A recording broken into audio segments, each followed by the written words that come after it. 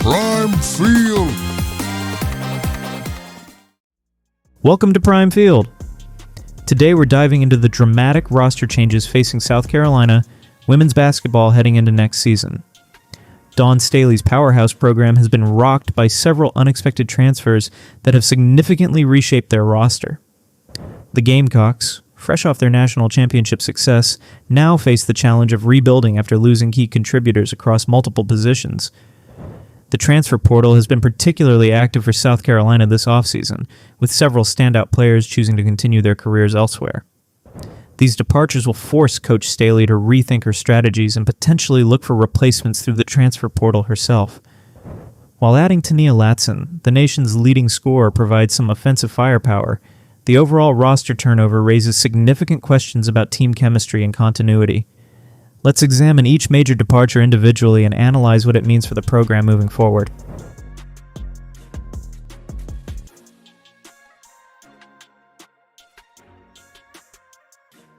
MiLaysia Fulwiley's decision to enter the transfer portal in the April 2025 sent shockwaves through the women's basketball community. As a sophomore guard with immense potential, Fulwiley had already contributed significantly to 2 SEC championships and last year's national title run. Her dynamic playing style and scoring ability made her a fan favorite and seemingly a cornerstone of South Carolina's future. Despite earning SEC 6th Woman of the Year honors, Fulwiley reportedly sought more consistent playing time.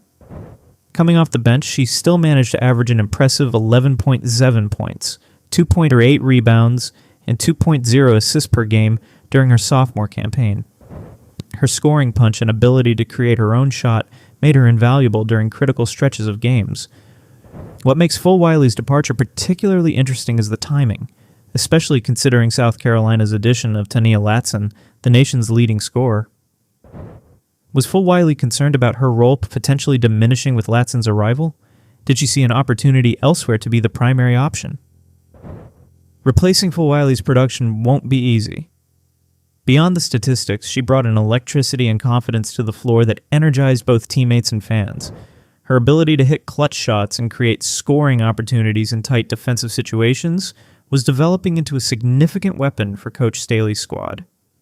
Now, the Gamecocks must find ways to distribute those responsibilities among returning players or incoming transfers.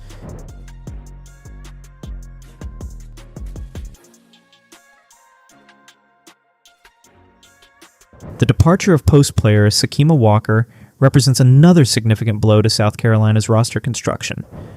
Walker's decision to transfer is particularly surprising, given her potential to become a dominant force in the paint for the Gamecocks. As one of the team's few true post players, her presence was crucial for maintaining South Carolina's traditional inside-out offensive approach. What makes Walker's transfer situation unique is the circumstances surrounding her eligibility. She received an unexpected extension due to NCAA rules for junior college transfers, essentially granting her an additional year of eligibility. Rather than using that extra year at South Carolina, however, she opted to continue her career elsewhere, creating a substantial void in the Gamecocks' frontcourt. This departure forces Coach Staley to potentially rethink her entire strategic approach. Without Walker anchoring the paint, South Carolina may need to pivot towards smaller, more versatile lineups. The loss of a true post presence could shift their defensive schemes and rebounding strategies, areas where the Gamecocks have traditionally excelled under Staley's leadership. Finding a replacement won't be simple. Quality post players are always at a premium in the transfer portal, and South Carolina now finds itself competing with other top programs for this scarce resource. If they can't secure an established post player, we might see the emergence of a more perimeter-oriented attack, relying heavily on guard play and outside shooting, a significant departure from their championship formula.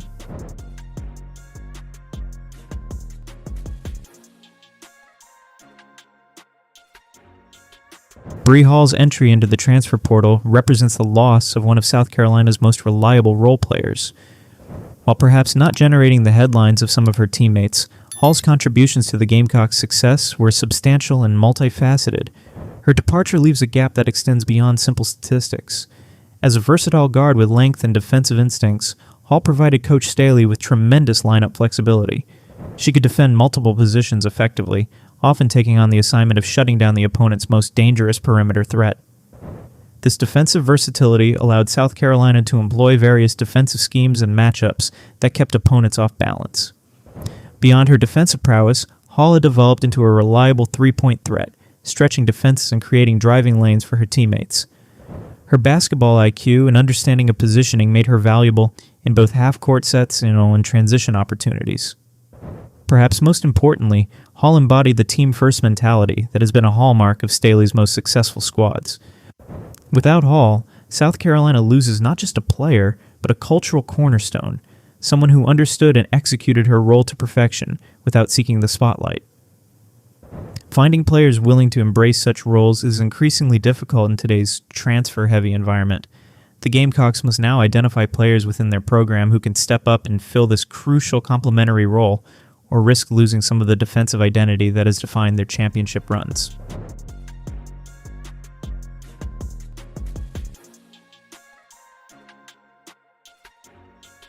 Te-Hina Paopao's decision to leave the program represents another critical blow to South Carolina's backcourt. As an experienced point guard with exceptional court vision and leadership qualities, Paopao had established herself as the team's offensive orchestrator. Her departure removes a steady hand from the Gamecocks' attack and leaves a significant leadership void. Paopao's game management skills were particularly valuable in high-pressure situations. Her ability to control tempo, make sound decisions, and deliver passes with precision helped South Carolina execute their offense effectively against even the toughest defenses. Beyond the technical aspects, her calm demeanor under pressure steadied the team during championship runs. What makes her transfer particularly noteworthy is that Paopao has taken her talents to the next level. She was drafted into the WNBA in April of 2025. This professional validation speaks to her quality as a player and underscores just how significant a loss this is for the Gamecocks. Few collegiate programs can simply replace a WNBA caliber point guard without experiencing some regression. Coach Staley, herself a legendary point guard, now faces the challenge of developing a new floor leader. Whether that comes from within the program or through the transfer portal, establishing the kind of trust and rapport that Paopao had built with her teammates will take time. The Gamecocks' offensive efficiency, particularly in critical late-game situations, may experience growing pains as they adjust to life without their veteran point guard.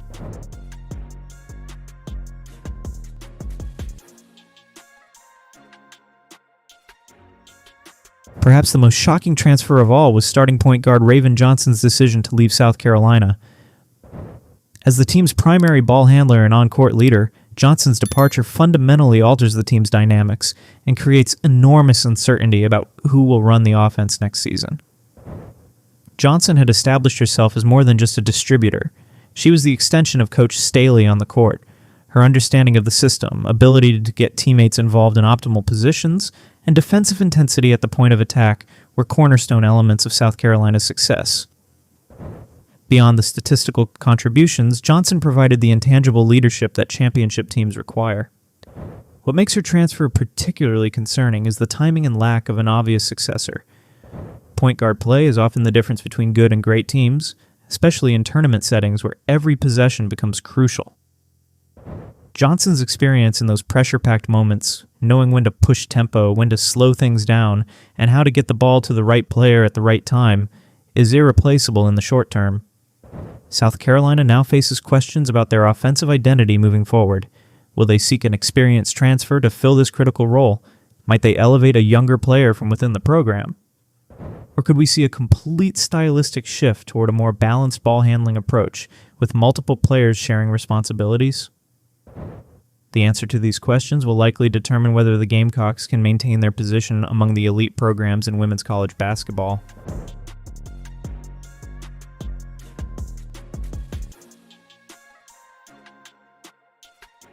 Sahnya Jah's transfer represents another example of the increasingly common movement in college basketball. As a four-star recruit who showed flashes of potential, Jah's departure after her freshman year speaks to the changing dynamics of roster building and player development in the modern game. During her time with the Gamecocks, Jah appeared in 16 games, averaging 9.1 minutes and 3.1 points per game. These modest numbers don't tell the complete story of a young player working to find her role within a talent-laden roster. After leaving South Carolina, Jah's basketball journey took her to Arizona before she ultimately landed at SMU in April of 2025, demonstrating the increasingly complex paths that players navigate in pursuit of the right fit. Jah's transfer highlights the challenges coaches face in developing younger talent while maintaining championship expectations. For highly ranked recruits accustomed to being featured players, the adjustment to more limited roles can be difficult. This is especially true at programs like South Carolina, where the competition for minutes is fierce and immediate contribution is expected. From a program perspective, Jah's departure represents an investment of recruiting resources, development time, and a roster spot that didn't ultimately benefit the team long term. As Coach Staley rebuilds her roster, these types of early departures force difficult decisions about balancing immediate needs versus future potential when evaluating transfer portal options and incoming recruits. The cumulative impact of these departures cannot be overstated. South Carolina essentially finds itself rebuilding on the fly, needing to replace contributors at every position while maintaining the championship standard that fans in the program have come to expect. This level of roster turnover is unprecedented in the Staley era and presents unique challenges. The addition of Tania Latson provides a clear offensive centerpiece to build around. As the nation's leading scorer, she brings an elite scoring ability that can anchor the offense. However, basketball remains a team game, and surrounding Latson with complementary pieces that can defend, rebound, and create additional scoring opportunities will be crucial to the team's success. Coach Staley will likely need to be aggressive in the transfer portal, particularly seeking experienced post players and point guards, the two positions most critically impacted by these departures. The program's championship pedigree and Staley's reputation as a developer of talent should make South Carolina an attractive destination for potential transfers.